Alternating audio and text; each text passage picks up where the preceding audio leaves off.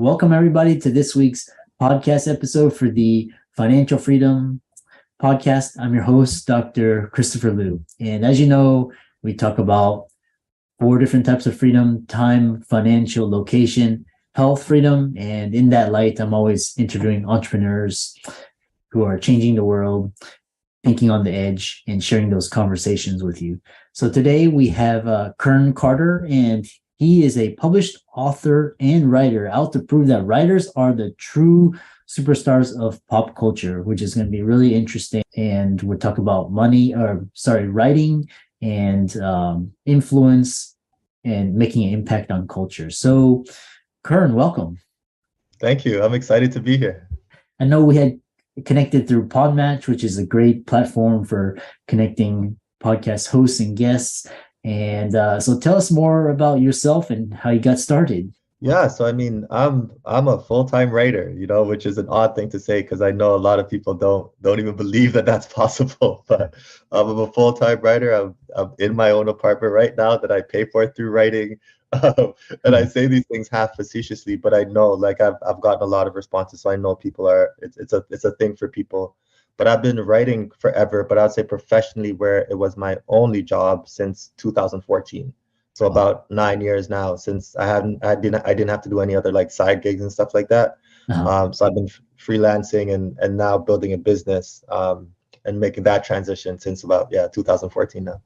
Yeah, that's awesome. And not much people can really get paid for to do their passion. And you talk about writing as a passion, and you've self-published first two books, and you've also you do full-time writing while raising a daughter on your own. So tell us more.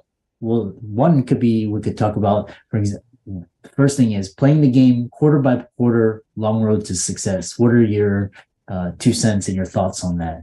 Yeah, because the thing is that I think we're very caught up now, and easily caught up now, in the fact that we just want to get money fast, right? And that's fine. There's fast money out there that you could go get.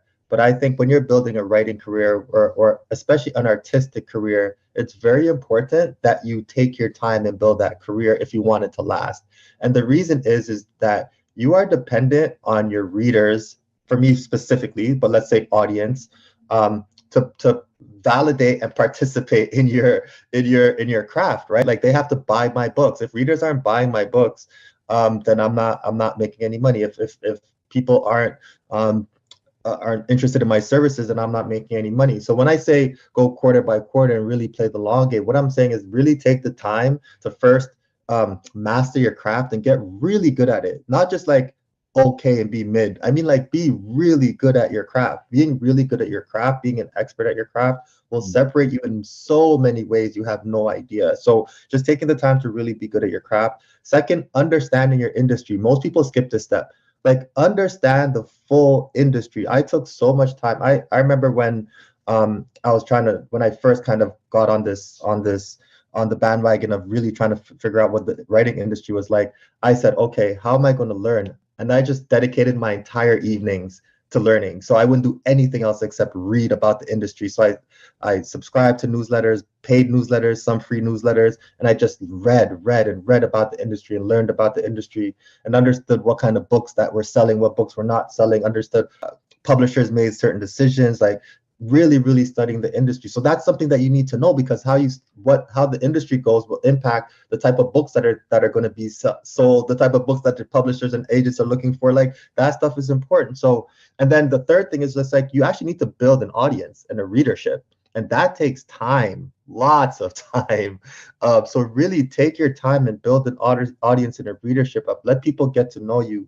Send out. You have to be prolific in a way. You don't have to be prolific, meaning you have to write and post every day, but you have to be prolific and consistent over a stretch of time for people to really buy into who you are and see the quality of your work. So I think for me, it's those three things have really helped me build this career. And even though it went slowly at first and I was really frustrated and struggling, I really kept my eye on the long game. And I knew for a fact, I knew I would be here one day. Like, I knew it. It was almost like I was going to school to be like a doctor. And when you go to school, you're like, at the end of this, I will be a doctor. Like, that, Like I knew at the end of this, I'm going to be a full-time writer and a full-time author. Let me just take my time and do what I got to do.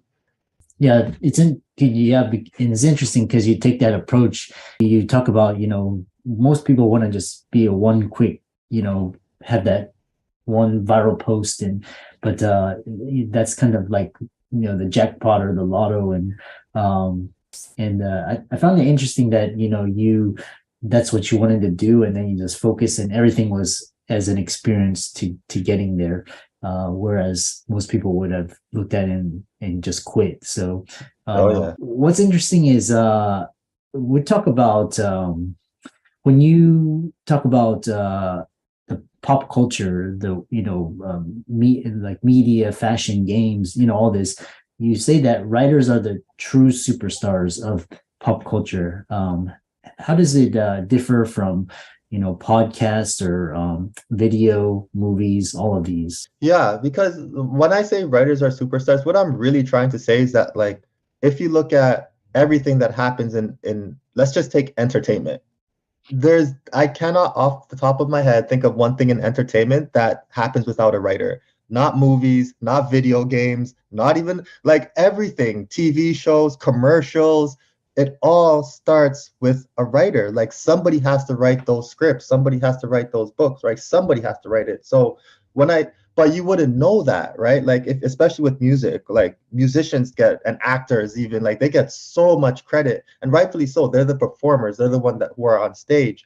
But the words to those to the act that you're watching and the performance that you're watching, the word to the songs that you're singing, somebody wrote those words. You know what I'm saying? Even look to actual social media. Like we still Twitter is still writing. You know what I'm saying? There are people who have built a career off of writing on Twitter. There are people, I'm thinking about Rupi Kaur, who won writer of the decade from 2010 to 2020. She started on Instagram.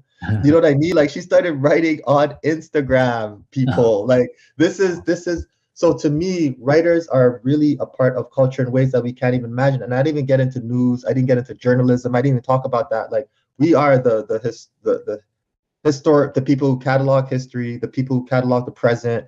We're the people who actually like shape the culture because we're the ones who are writing these stories. And when you think about narratives, and when you think about when people want, when like look at it from the flip side, like when people are part of oppressive cultures and the leaders of those oppressive cultures want to oppress people, they ban books. You know what I'm saying? They ban books. They put out propaganda. Those writers, those are writers, right? So it happens on both sides, the positive and negative. But my point is like we actually run the culture and control the culture and control the narrative of culture in ways that people don't even talk about and recognize. Yeah.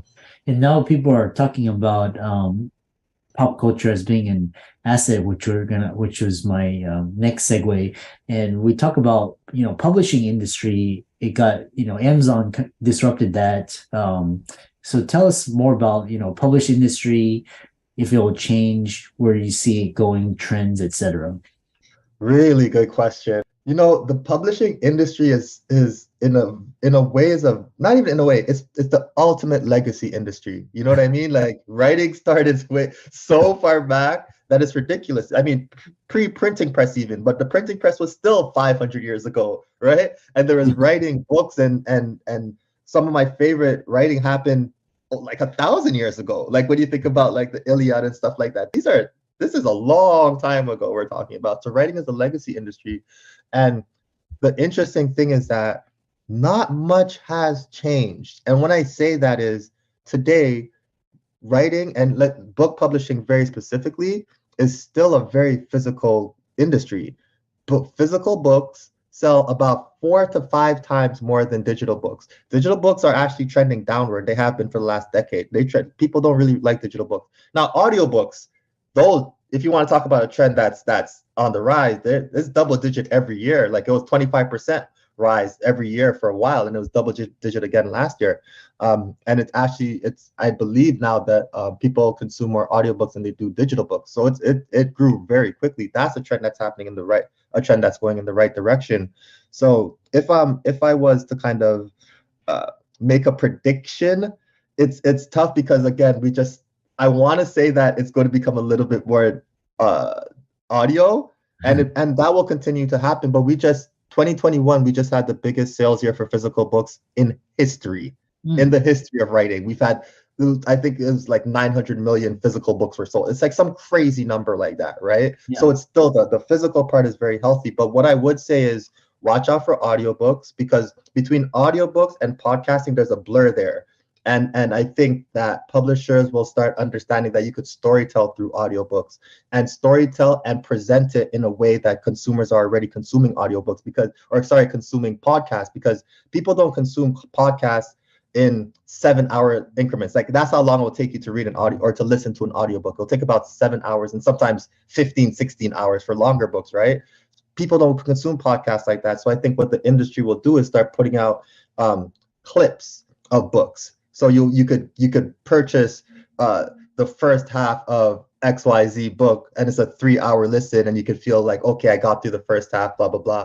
Or they will start figuring out ways to present a full length book. So like, here's whatever book that, like, my book is Boys and Girls Screaming. Here's a physical copy of it, but here's an audio version of Boys and Girls Screaming that's like 2 hours or 3 hours that you could consume. It's the same content, but specifically made for podcasting and for audio. Sorry, you know what I mean? So I think there's an opportunity there. That's one. And then the other thing that I have no idea how it's going to impact the industry, but I know it will, is AI. I don't know how exactly yet, but I'm seeing some stuff on AI that is blowing my mind. So I think AI is going to disrupt everything. I don't know how it's going to do publishing yet, but I would bet on AI for sure. Yeah. Yeah, I just tried to get onto AI this morning to write a blog post, and it's all full. And it's been full. Wow.